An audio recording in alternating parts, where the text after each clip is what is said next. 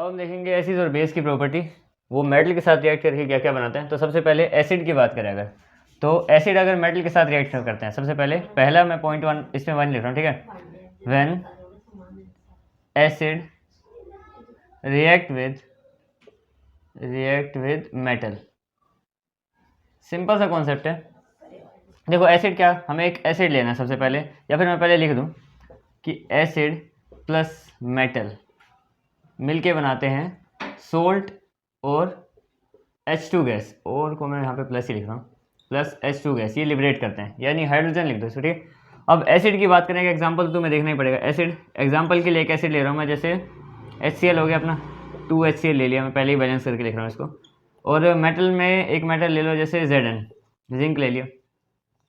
Salt कैसे बनेगा, ये Zn और Cl2, ये हो जाएगा यहाँ पे ZnCl2 zinc chloride plus H2 gas, ये हमारा सोल्ट हो गया रेडी, और ये हमारा हाइड्रोजन गैस हो गई यहाँ पे, ठीक है। ये तो हो गया जब एसिड मेटल के साथ रिएक्ट हुआ तो ये बना दिया। अब बात करें अगर बेस के साथ करें, इसी में second, when basis react with metal, same concept वैसे ही बताता हूँ मैं तुम्हें। यहाँ पे जैसे कि अगर मान लो बेस है, बेस प्लस मेटल, सेम होता है सिस्टम, सोल्ट और वाटर बनाता है। जैसे इसमें है वाटर नहीं, हाइड्रोजन बनाता है सेम, ठीक है। एग्जाम्पल के लिए एक इसी रिएक्शन देखते हैं, जैसे कि एक बेस लेते हैं, कोई सा भी बेस, जैसे हमने ले लिया NaOH, सिंपल से ही बेस लेंगे, ज़्यादा कॉम्प्लिकेटेड क्यों करना है इसको। NaOH ले लिया हमने, ठीक है, 2, मैं इसको बैलेंस कर रखा पहले से। अब इसमें मैंने Zn डाल दिया, ठीक है।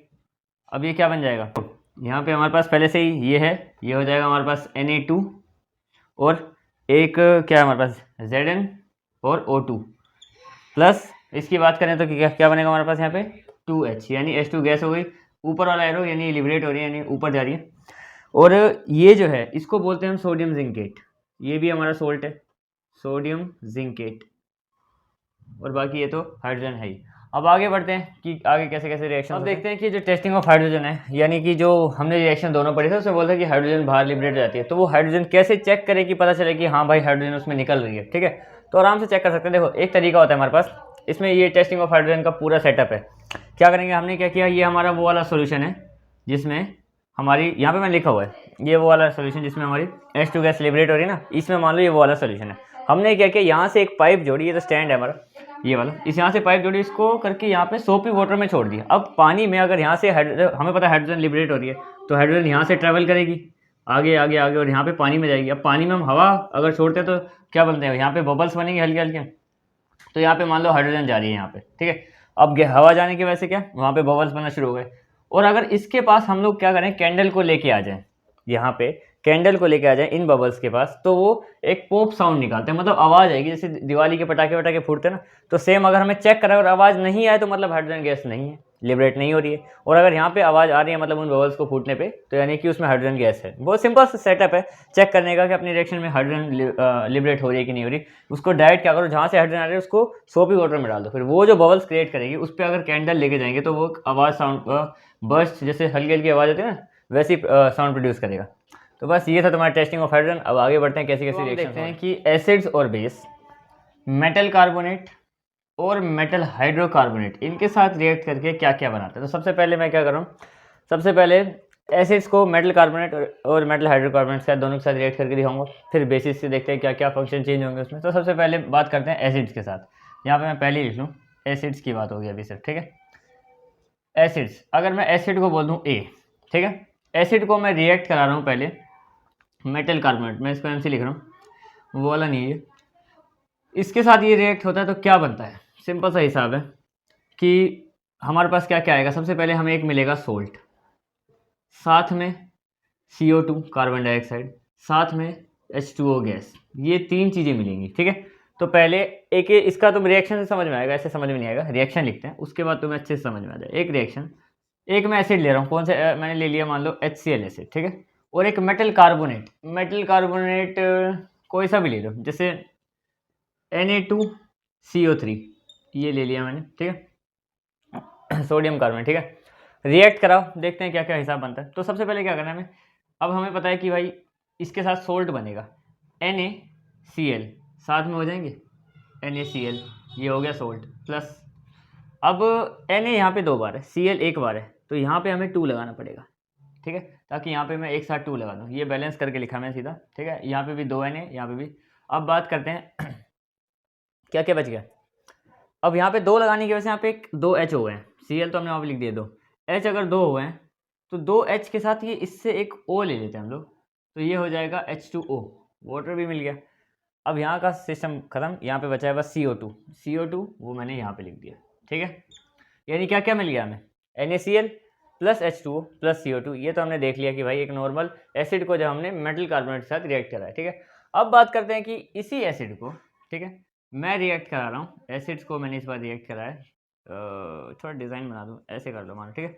रिएक्ट कराया मैंने किससे, मेटल हाइड्रोकार्बोनेट से, मेटल हाइड्रोकार्बोनेट, तो हमें क्या मिलेगा, सेम प्रोसीजर, सेम चीज़ें मिलेंगी, salt plus CO2 plus H2O।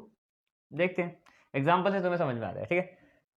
Acid के नाम पे सिंपल से रिएक्शन के लिए सिंपल सा ही एसिड लेंगे HCl, ज़्यादा कॉम्प्लिकेटेड नहीं करना क्वेश्चन को, ठीक है। प्लस मेटल हाइड्रोकार्बोनेट यानी कि सोडियम हाइड्रोकार्बोनेट, सिंपल, इसी को ले रहे हैं हम लोग, रिएक्ट करा, ये Cl और ये NaCl से सीधा सिस्टम यहाँ पे हो गया। अब क्या, एक H एक और H और यहाँ से मैंने एक O ले लिया 3 में से, तो हो गया H2O, ठीक है। और CO2 एक O लेने के बाद यहाँ पे CO2 बच गया, तो ये हो गया CO2। तो दोनों का रिजल्ट सेम है, ठीक है। अगर हम मेटल हाइड्रोकार्बोनेट के साथ करें तो भी ये 3 चीज़ें बनती हैं, और मेटल कार्बोनेट के साथ करें तो भी ये 3 चीज़ें ही बनती हैं, ठीक है। अब बात करते हैं कि इन दोनों को मैं रिएक्ट कराऊंगा बेस के साथ। अब आते हैं, देखो ये एसिड का था, यहाँ पे मैं लिख रहा हूँ बेस। अब बेसिस के साथ अगर हम क्या करें, जैसे बेस है हमारे पास, इसको हम रिएक्ट करा रहे हैं पहले तो मेटल कार्बोनेट के साथ, प्लस क्या मैं सीधा लिख रहा हूँ, थोड़ा इसको और समझाने के लिए ना ईजी कर देता हूँ मैं, जैसे बेस को लिख दिया मैंने बीच में, ये है मेटल कार्बोनेट और ये है मेटल हाइड्रोकार्बोनेट। सिंपल कॉन्सेप्ट है कि ये इसके साथ रिएक्ट नहीं होते हैं, ठीक है, नॉट रिएक्ट, काम खत्म। एसिड के साथ मिला के ये बनते हैं, और बेस के साथ ना मेटल कार्बोनेट रिएक्ट होते हैं और ना ही मेटल हाइड्रोकार्बोनेट रिएक्ट होते हैं, ठीक है। That's it. अब आगे बढ़ते हैं। इसमें एक है testing of CO2। Testing of CO2 यानी हमें चेक करना है कि जैसे किसी में CO2 पास हुई है तो उसको कैसे चेक कर सकते हैं हम लोग। बड़ा सिंपल सा कॉन्सेप्ट है। देखो टेस्टिंग ऑफ CO2 का क्या हिसाब है, जैसे मैं पहले एक लाइन लिख लेते हैं। देखो CO2 is tested passing through lime water, passing through lime water, यानी लाइम वाटर से टेस्ट करते हैं ना तो हमें पता चल जाता है उसमें लाइम वाटर के चेंजेस के हिसाब से। सबसे पहले देखो लाइम वाटर का फॉर्मूला क्या होता है, हमारे पास होता है CaOH2, कैल्शियम हाइड्रोक्साइड होता है, ठीक है। अब इसमें से CO2 को पास कर दो, CO2 को पास कर दो तो देखो हमारे पास क्या क्या चेंज आएंगे। यहाँ से क्या, देखो यहाँ पे 2 H है 2 O है, तो मैं H2O तो पहले ही कर दिया मैंने, सेपरेट हो गया ये, ठीक है।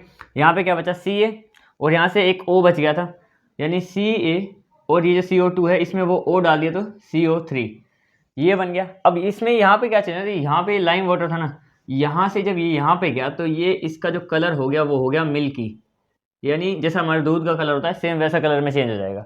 अब अगर फिर से इसको हम एक बार क्या करना है, जो हमें अभी प्रोडक्ट मिला इसमें हम दोबारा से CO2 डाल दें तब फिर से एक चेंज आएगा। अब क्या करेंगे, अगेन सेम एक्सपेरिमेंट करेंगे कि CO2 फिर से देंगे। अब इस पूरे को CO2 देते हैं दोबारा से, ये CaCO3 प्लस H2O, इसको हमने क्या किया CO2 दे दिया अगेन, ठीक है। इस टाइम एक्सेस ऑफ CO2 है क्योंकि हम ज़्यादा से ज़्यादा CO2 दे रहे हैं, ठीक है। यहाँ पे इसका कलर कैसा था, मिल्की, अब ये आगे जाएगा। अब क्या होगा इसमें, ये बन जाएगा हमारा CaHCO3 और H2O। अब ये जो बना इस जितना भी ये सब रिएक्ट होकर ये बना, इसका कलर इस टाइम था मिल्की, इधर ही मैं लिख देता हूँ चाहे, इसका कलर यहाँ पे मिल्की था, यहाँ पे जाके ये कलरलेस हो गया, कलरलेस। ये हमारा सिंपल सा था कि CO2 चेक करनी हो तो हम लाइम वाटर के साथ चेक कर सकते हैं क्योंकि उसमें चेंजेस आते हैं, कभी मिल्की हो जाता है कभी कलरलेस, ठीक है। दैट्स ए न्यूट्रलाइजेशन रिएक्शन, ठीक है। एसिड्स और बेस में हमने अभी तक ये पढ़ा कि एसिड या बेस किसी से रिएक्ट करते हैं तो कुछ बनाते हैं, ठीक है। अगर हम बात करें कि अब एसिड और बेस आपस में रिएक्ट कर दें तो क्या बनाता है, तो वही इस रिएक्शन में है, ठीक है। देखते हैं डेफिनेशन है इसकी, when acids and bases react and make salt and water, and नहीं सीधा मेक सोल्ट एंड वाटर।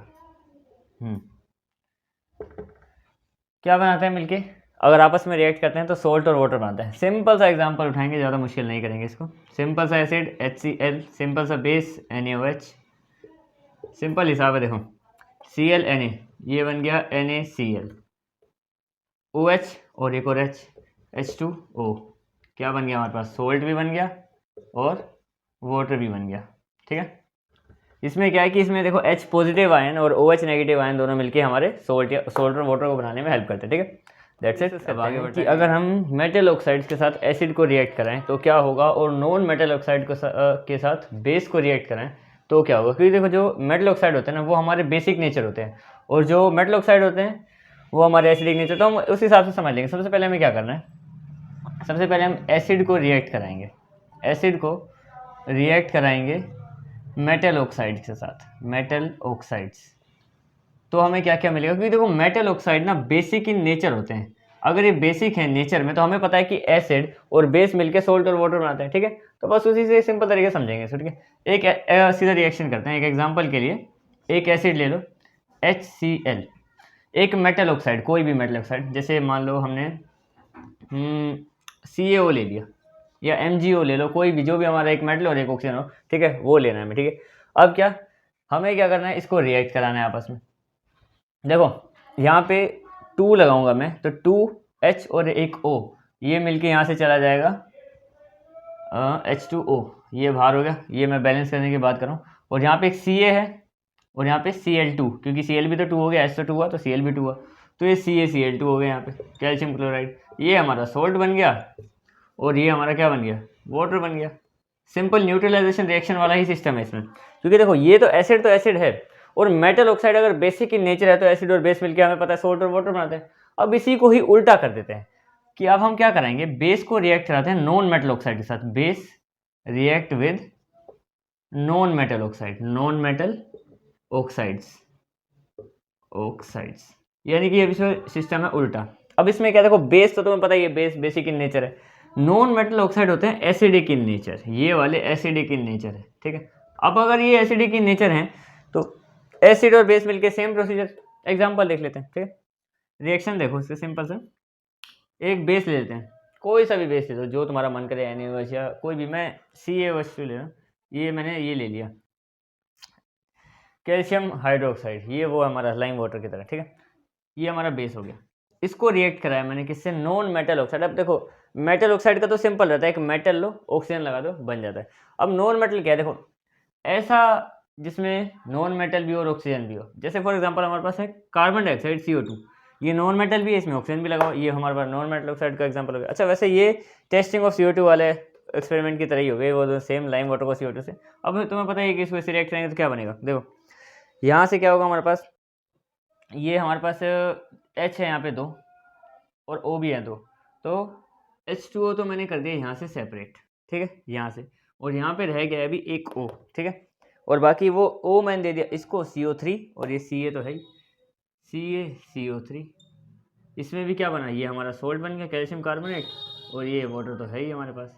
यानी क्या, चाहे रिएक्शन कैसा भी हो, एसिड और बेसिक चीज़ें आपस में मिले या फिर बेसिक और एसिडिक चीज़ें आपस में मिले, तो सोल्ट और वाटर ही बनाएंगे एट द एंड। ठीक है, आगे बढ़ते हैं इसके अगली बात करते हैं कि एसिड और बेस पानी में कैसा रिएक्ट करते हैं, मतलब वाटर के साथ अगर हम रिएक्ट कराएं तो क्या क्या उसमें चेंजेस आते हैं, कोई हमें कैसे कैसे आयंस वगैरह मिलते हैं, वो देखते हैं। सबसे पहले देखो एसिड से शुरू करते हैं। अगर हम क्या करें, एसिड को वाटर के साथ ऐड कर दें तो हमें मिलता है एक हाइड्रोनियम आयन। ठीक है, ये मिलता है। इसके बारे में हम ज़रा डिस्कस करते हैं, आयन अलग है। ठीक है, तो एसिड है, कोई सा भी एसिड, सिंपल सा, ज़्यादा कॉम्प्लिकेटेड नहीं करना। इसको करा हमने वाटर के साथ रिएक्ट, ये क्या बन गया, देखो यहाँ से क्या होगा, एक H यहाँ चला जाएगा, ये बन जाएगा H3O पॉजिटिव आयन, और यहाँ पे Cl जो बचा ये Cl हो जाएगा सेपरेट, Cl नेगेटिव। इसको बोलते हैं हाइड्रोनियम आयन। ये अगर हम एसिड को वाटर के साथ रिएक्ट कराते हैं तो ये बनता है, और ये कभी भी सिंगल, मतलब ऐसे मान लो ये ना HCO पॉजिटिव जैसे हाइड्रोनियम आयन है, ये ऐसे ही, मतलब ये ऐसे ही मिलता है हमें, ये है हिसाब। ये कभी भी ऐसे नहीं मिलता कि H2O प्लस H ऐसे हो गया, ऐसे टूटता नहीं। अगर ये मिलेगा ना तो इस फॉर्म में ही मिलेगा हमें, ठीक है, और ये इस फॉर्म में नहीं मिलता। ये तो हो गया कि जब हम एसिड को वाटर के साथ रिएक्ट करते हैं देता है हमें हाइड्रोनियम आयन। अब बात करते हैं कि अगर हम बेस के साथ वाटर को रिएक्ट करें तब क्या बनेगा हिसाब, ठीक है। थोड़ा मैं इसको हाईलाइट कर दूं ताकि तुम्हें लगे कि कुछ करा है मैंने, ठीक है। इसके साथ रिएक्ट करें तो क्या होगा, तो सिंपल यहाँ पे मैं तुम्हें बता देता हूँ, डिकम्पोज हो जाते हैं। देखो एक बेस ले लो NaOH, इसको रिएक्ट किया हमने वाटर के साथ H2O। ये क्या करता है, जब वाटर के साथ जब भी हम इसको रिएक्ट करते हैं तो क्या होता है, डिकम्पोज हो जाता है NaOH। अब NaOH कैसे डिकम्पोज होता है, यानी Na हो गया अलग और OH हो गया अलग। OH नेगेटिव आयन ये देता है, जब हम बेस के साथ वाटर को रिएक्ट करते हैं तो हमें मिलता है OH नेगेटिव आयन, और जब हम एसिड के साथ इसको रिएक्ट करते हैं हाइड्रोनियम को तो मतलब वाटर को तो हाइड्रोनियम आयन मिलता है, ठीक है। तो ये थे तुम्हारे सारे के सारे कॉन्सेप्ट रिएक्शन वाले। That's it. अब मिलते हैं अगली किसी वीडियो में।